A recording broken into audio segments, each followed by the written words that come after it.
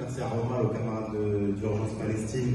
Moi, comme je dis souvent, jamais de la vie on aurait pensé être là encore autant de mois après à parler de ce génocide, du massacre que vit le peuple palestinien.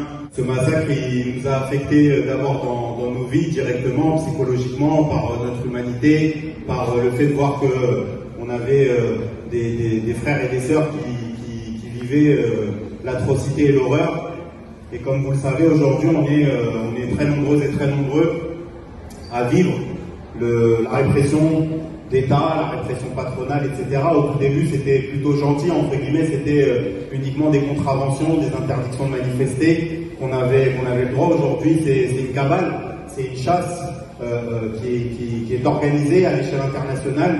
Ici en France, on est déjà nombreux et nombreux à avoir soit subi des condamnations, soit avoir des procès en cours. Moi, mon procès pour apologie au terrorisme, il est le 18 juin prochain, à 9h au tribunal de Paris. Donc je suis accusé d'apologie au terrorisme pour avoir dit sur un tweet de Ursula von der Leyen, présidente de l'Union européenne, qui disait « Nous nous tenons aux côtés de l'État d'Israël dans son droit à se défendre ». J'ai dit « Ils se tiennent aux côtés du boucher ». Donc cette phrase-là, elle me vaut aujourd'hui une accusation pour apologie au terrorisme. Mais la réalité, les amis, que ce soit moi ou les autres, moi, c'est pas ma pomme qui est importante, c'est qu'ils essayent de viser des personnalités publiques, des militantes et des militants pour envoyer un message beaucoup plus large.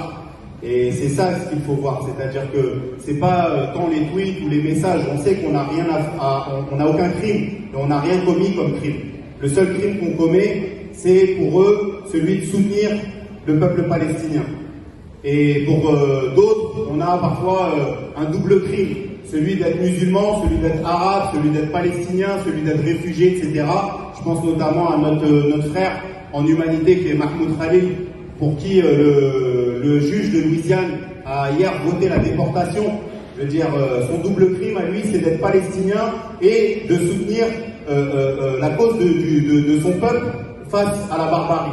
Et on a ici des camarades du collectif Palestine Vaincra qui ont été dissous. On a notre papa à toutes et à tous qui est Georges Ibrahim Abdallah, qui a un procès le lendemain du mien, notamment parce qu'après plus de 40 ans, on continue à lui demander de capituler sur son soutien indéfectible à la cause du peuple palestinien. On lui demande de l'argent, mais on lui demande aussi de capituler pour pouvoir sortir. Et on est très nombreux et très nombreux face à ça. Et moi, je dirais juste que aujourd'hui, on est en train de voir un peu les vidéos d'Emmanuel Macron qui tournent, où il parle arabe, et puis il nous explique à quel point il y a 2 millions, il découvre l'eau chaude, il vient de découvrir le massacre auquel il contribue encore aujourd'hui, auquel il a contribué encore. Je vous rappellerai qu'il n'y a même pas 10 jours, il a donné une médaille pour l'antiracisme au présentateur Arthur. C'est dire à quel point cette personne-là, on n'a rien à taper du peuple palestinien. Ils continueront à n'en avoir rien à faire du peuple palestinien parce que le seul truc qui les intéresse, c'est de pouvoir businesser dans le Moyen-Orient, et ils utilisent la cause du peuple palestinien. Et pendant qu'Emmanuel Macron fait semblant de s'apitoyer sur le sort du peuple palestinien, de leur envoyer des paquets de gâteaux pour pouvoir se nourrir alors qu'ils sont en train d'être massacrés et être génocidés quotidiennement, ici, ils continuent à nous réprimer, ils continuent à nous attaquer, ils continuent à expulser des imams, ils continuent à remettre des gens en garde à vue, etc., à geler des comptes bancaires de camarades, à dissoudre des associations. Et c'est ça la réalité. Et la seule et unique arme qui est la nôtre, les amis, c'est la solidarité, c'est la fraternité. Et moi, comme je le dis, le 18 juin, je me rendrai à ce tribunal-là avec Tahia Palestine, et on sortira avec Tahia Palestine. Il est hors de question qu'on capitule, il est hors de question que...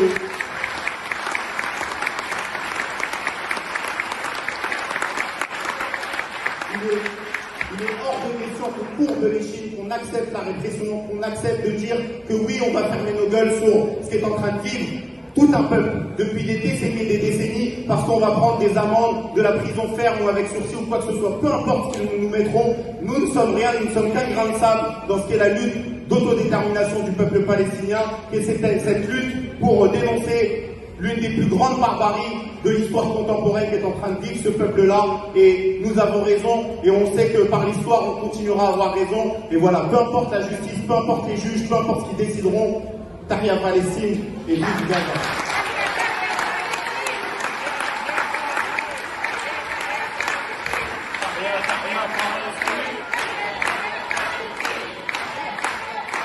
Le 24 mai, on organise un grand meeting international contre la guerre et l'extrême droite. Alors inscris-toi vite, le lien est dans la description.